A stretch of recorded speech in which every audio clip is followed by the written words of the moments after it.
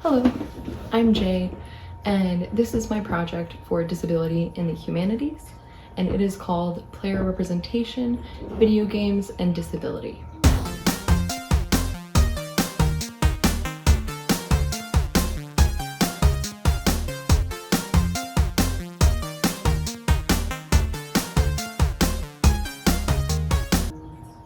So I'll be discussing the patterns of disabled representation in video games, focusing on the ways in which the player character or avatar constructs disability and the impact that has on the normalization of able-bodiedness and the stigma associated with bodies outside of that norm. So I will be using some theories in disability theory and studies to help my critical analysis.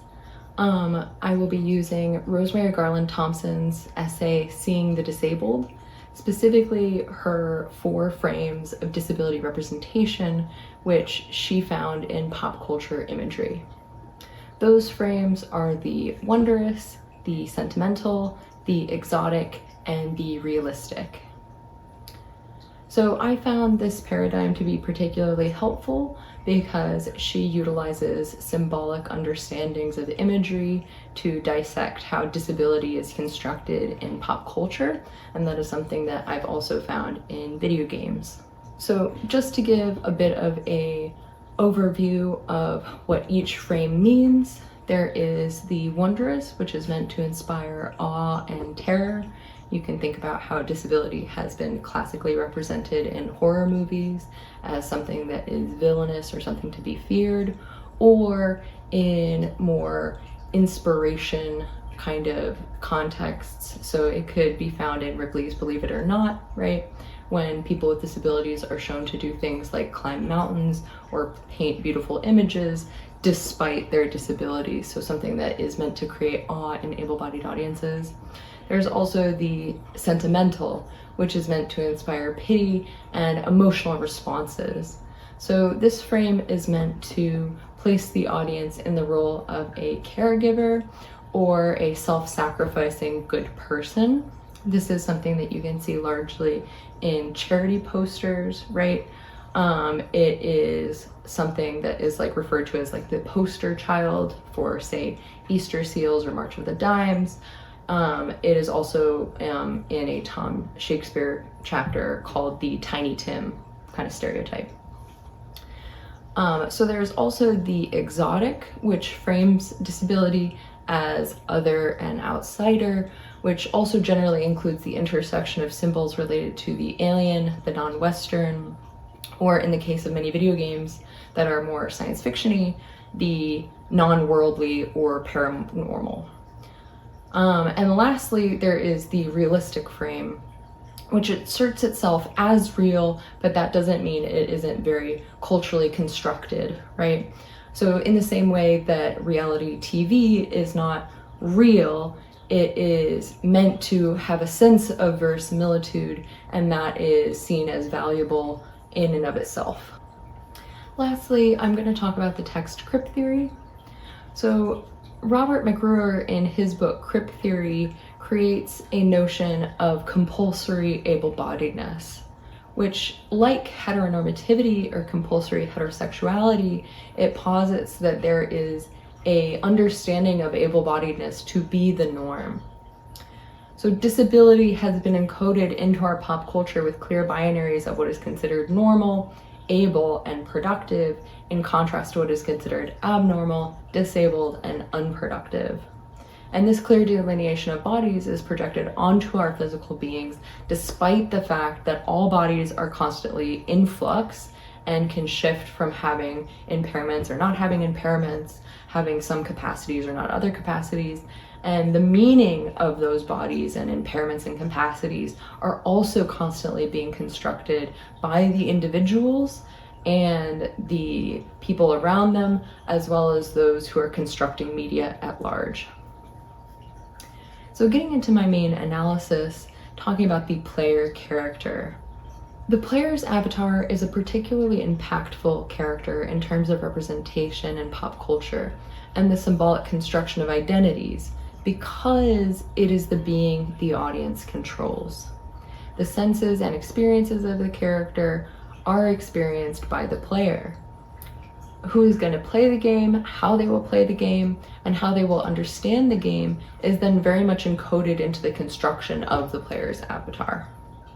The elements I want to focus on in particular are the design of the avatar, including the visible and invisible disabilities that are represented in video games, the mechanics of the avatar, so the way in which the player controls the main character and how impairments are experienced in the gameplay.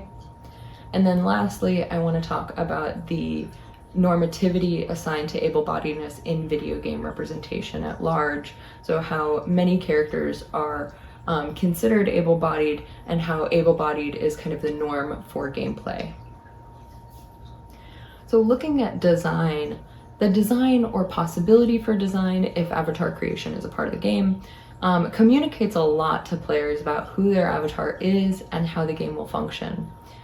In some games, the players see directly from the perspective of the avatar, which is called first-person perspective games.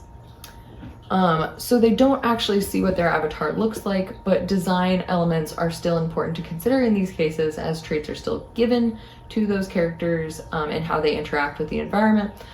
Sometimes we can see the hands or feet during gameplay, which also kind of has some characteristics that we can glean from that. And there's also the attributes that we can understand about our avatar through information offered in the game. So in the essay, What Do We See? An Investigation into the Representation of Disability in Video Games by Dr. Jethro Shell, he analyzed 108 game trailers and found that only 20 of those trailers had characters with disabilities. And this was using the British legal framework of what was defined as a disability. He writes, of those 108 trailers, 15 were main characters, with 10 being playable. Placing all of this analysis together, the trailers showed a total representation of a playable disabled character as 0.99%. However, of the disabled characters included, 75% were primary or secondary characters that played an influential role. This is an indication that despite the low inclusion of disabled characters, they are integral to the story and often drive it forward when included. So although there is a distinct lack of representation of characters with disabilities in video game advertisements, within the games that do have disabled characters, they play prominent roles or are the main playable character. In A History of Disability in Video Game Character Design, Jennifer Dalsen notes how, as an art form, video games descended from Dungeons & Dragons, which has a very specific set of guidelines for character creation. She writes, players begin their D&D campaign by determining their character's backstory, physical appearance, social class, personality, and other traits specific to the fantasy world. In addition, D&D players have the option to select what the rulebook defines as a defect for their character to acquire. This defect could be a vice, a compulsion, or a fear, but it must nevertheless be something that can be exploited by another character. In this sense, the party members' strengths in healing or fighting are countered by an unexpected hurdle as they journey through the world.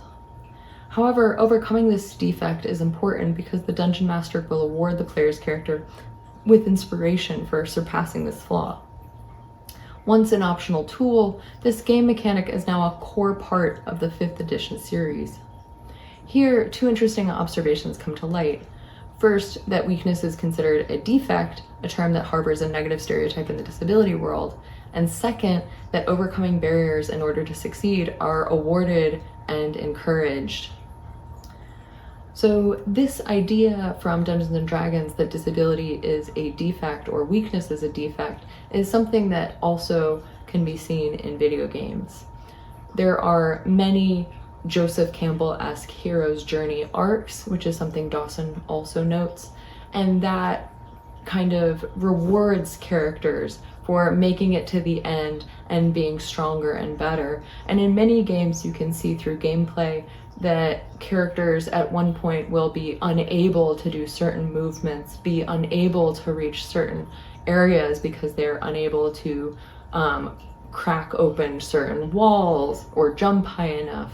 And after continuous gameplay, they will be rewarded by being able to reach those levels. So in a sense, ability is the goal, right? At the end of the game, there is a sense that you have overcome something, and that is very much in line with the overcomer stereotype that is pretty infamous in disability studies. So Dalsen argues that many video games, when incorporating characters with disabilities, turn their narrative arcs into a wondrous overcoming the odds story.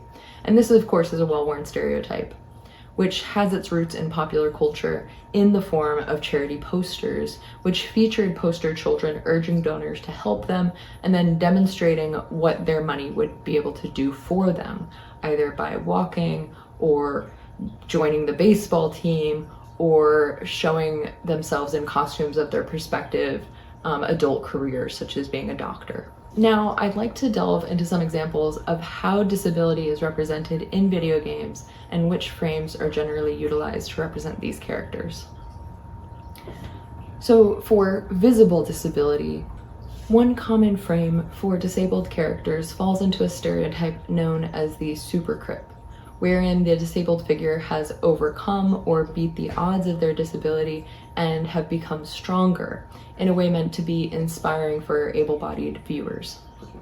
One way we can see this is through the representation of super powerful, accessible technology, generally in the form of bionic enhancements or augmentations. Jennifer Dawson, in her essay, created a chart noting how common bionic characters have become in video games, most frequently replacing a lost arm, which can then become a weapon mechanic for users. In the essay, Disabling Androids, Gaming, Posthumanism, and Critical Disability Studies, Mark A. Castrodale argues that the focus on androids, such as Mega Man with replaceable body parts, can be a positive for representation of disability, as it makes us expand our understanding of what human can be. He writes, "Muscles, bone, and genetics bend with new technological advancements, and we become objects of our own inventions. How are human latent energies stored in invented objects passed down, reused, and refashioned by generations gaming in our contemporary times? Gaming permits a refashioning of us, mirroring who we are and foretelling who we are becoming. A sustained consideration of able-bodied sane norms would provide different avenues to rethink our more than human spatio-temporal horizons and people yet to come." The game Deus Ex: Human Revolution provides a significant contribution to this conversation, as in the game's universe, accessibility tech has become a bit of a norm, dividing their society into augs, or people with cybernetic augmentations, versus those who remain unaugmented due to poverty, moral opposition, or the physical inability to be augmented. This is an interesting inverse representation of accessibility technology, as many examples of that technology in popular media has connotations of weakness, such as glasses, canes, or heart monitors. And in this game, the accessibility technology is generally seen as and used by the player character as methods to increase strength, agility, and other capabilities, which accessibility tech also does, but we just often don't see it represented in that way. In her chapter, Representations of Ability in Digital Games, author Carr notes the multiplicity of representations of augmentation in Deus Ex: Human Revolution, and writes, "Augmentations are portrayed as luxury consumer items, or as invasive and dehumanizing technologies, or as an everyday practical necessity. The game's rules, menus, spaces, and missions construct augmentation as a strategic requirement or reward. These shifts in position and perspective are reflected in themes of bodily fragmentation and dissociation that run through the game. During the early missions, for instance, the protagonist Adam Jensen passes through rooms littered with abandoned hands, technical drawings with hands, robotic arms, model hands, and prosthetic arms. Corporate advertising features faceless eyes on promotional material, and a guard stationed under these banners reminds his colleagues to keep an eye out. Later, a malevolent upgrade to Jensen's ocular implant renders him vulnerable to an assailant. This interest in violation and fragmentation connects to themes of conditional and compromised autonomy. So, in this video game, we can see accessibility tech being framed as wondrous, exotic, and realistic. However, the overarching point to the tech is to cure a lack of ability or impairment and remedy what is considered weakness. Other examples of bionic or cybernetic enhancements follow in this representational trend, wherein the player character has more powers and abilities due to the technology and generally gains more over the course of the game or with extended play to reward the player. Another common visual representation of disability in video games is through scarring. Although scars are not inherently a disability, the marker of them symbolically indicates a traumatic experience in the player's backstory, which has changed them in some way. Gabrielle Aroni, in her essay, A Missile to the Face, Scarred Characters in Mass Effect 2, writes, "A scarred body deviates from what is considered normalcy. The concepts of normalcy and disability are strictly related, and the body that does not fall into the normal category is often labeled with some sort of disability." Leonard Davis places the concept of normalcy in a location of the Foucaultian biopower, a cultural phenomenon based on control. In fact, he quotes Marx discussing the idea of average applied to the concept of human, pointing out what Marx foresaw was a utopia based on the norm. The equal distribution of wealth and production.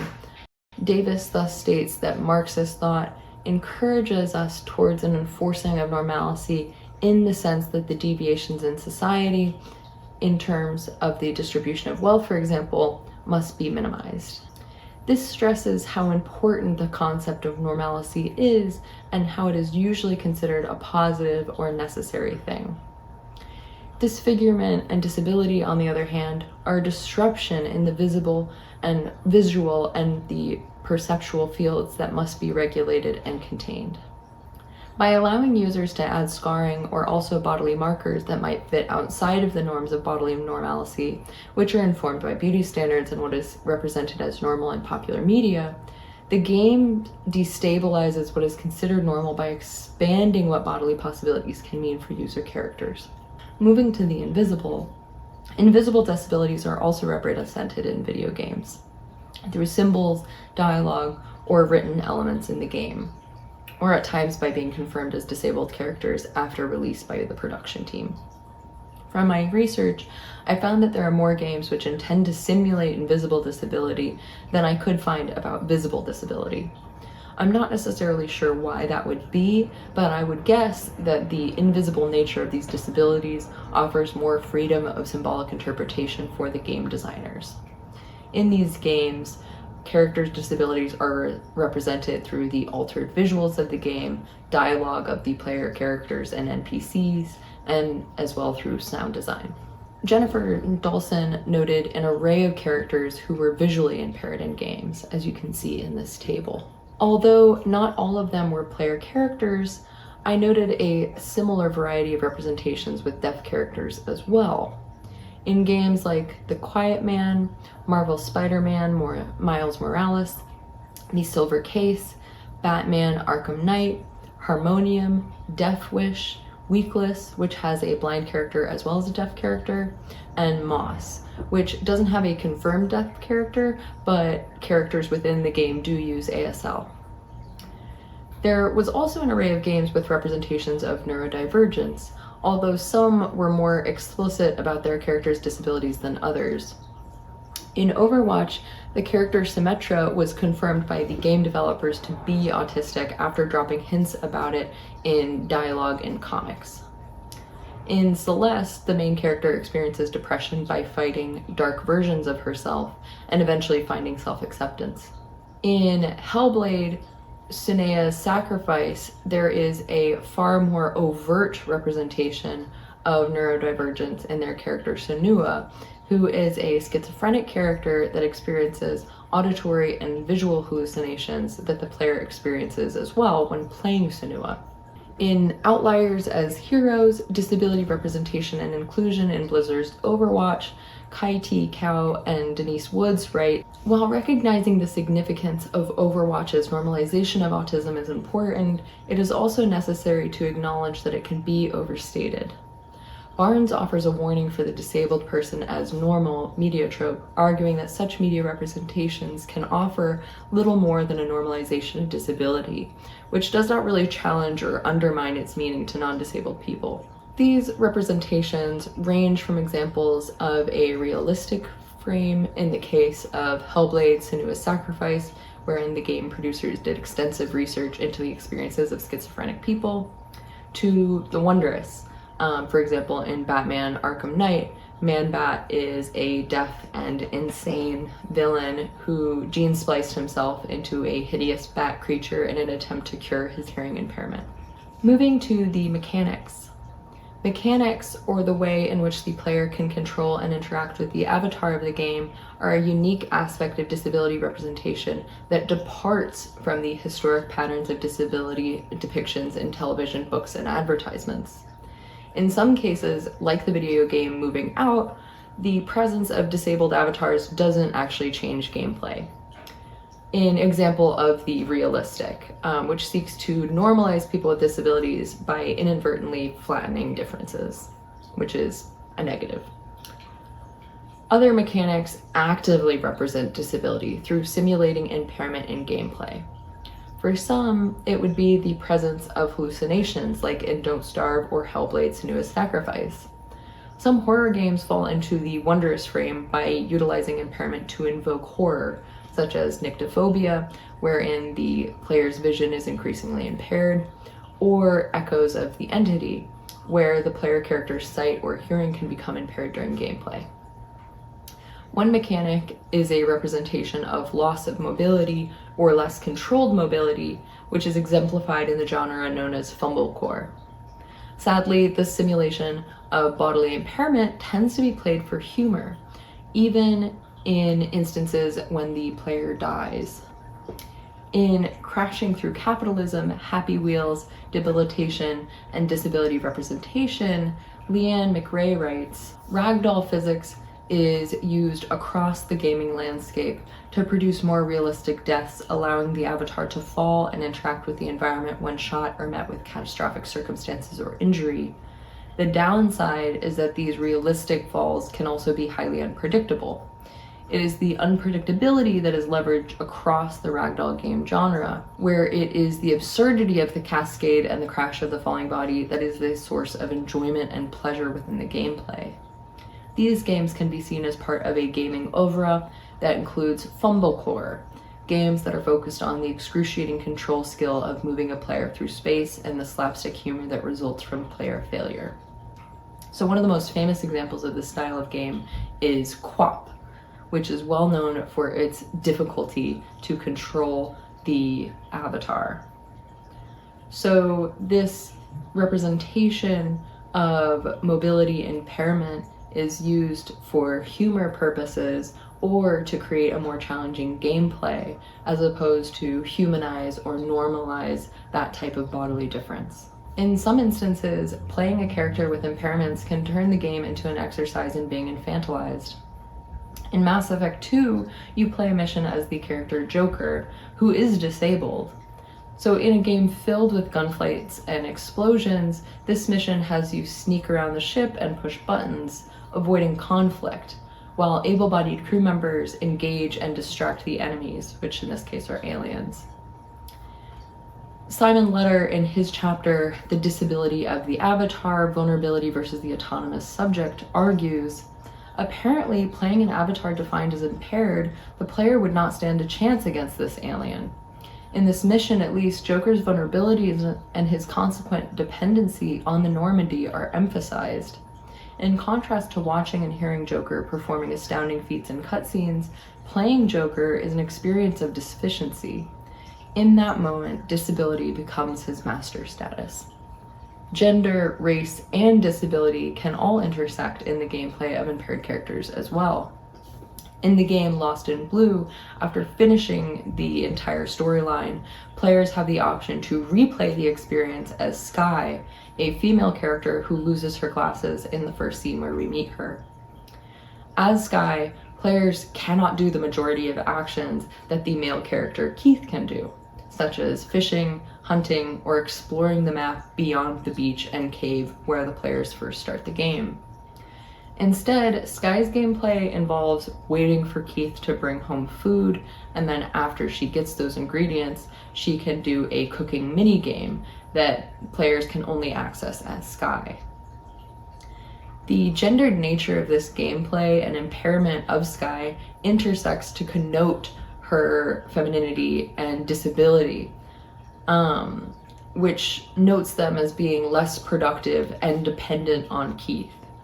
This puts her in the sentimental framework of disability, especially because successful care of Sky when you play as Keith results in a romantic relationship between the characters. In Lost in Blue 3, players meet James, a 15-year-old black boy who, when controlled by the player, is stronger than Keith and can do certain tasks alone that normally would take both Keith and Sky. The stereotypical representation of black men as being more physically strong or capable has its roots in slavery as a justification of their oppression, and has significantly negative connotations for black disabled men as their masculinity is questioned, especially because their ability to live up to that racist stereotype is projected onto their bodies.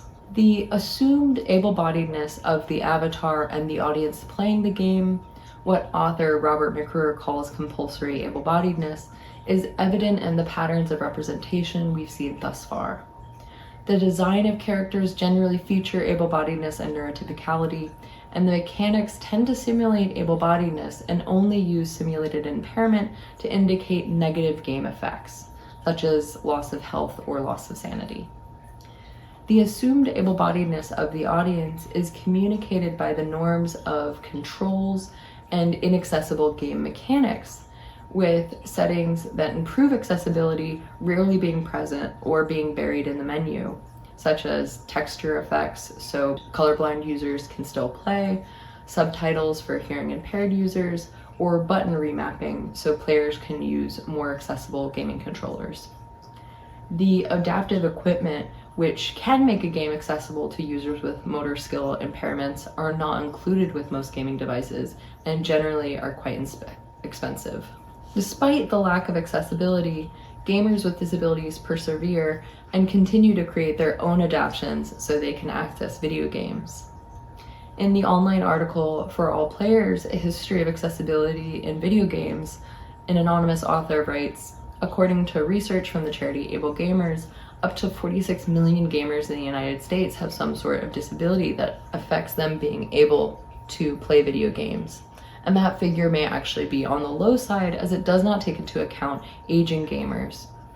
Mobile game developer PopCap estimated that around 20% of the player base is disabled, while 10% of all male gamers are red-green colorblind. By creating more accessible games and including gamers with disabilities in the game production process, the representation of characters with disabilities would inadvertently improve and could move beyond reproductions of these stereotypes that have haunted media like television and film for so long.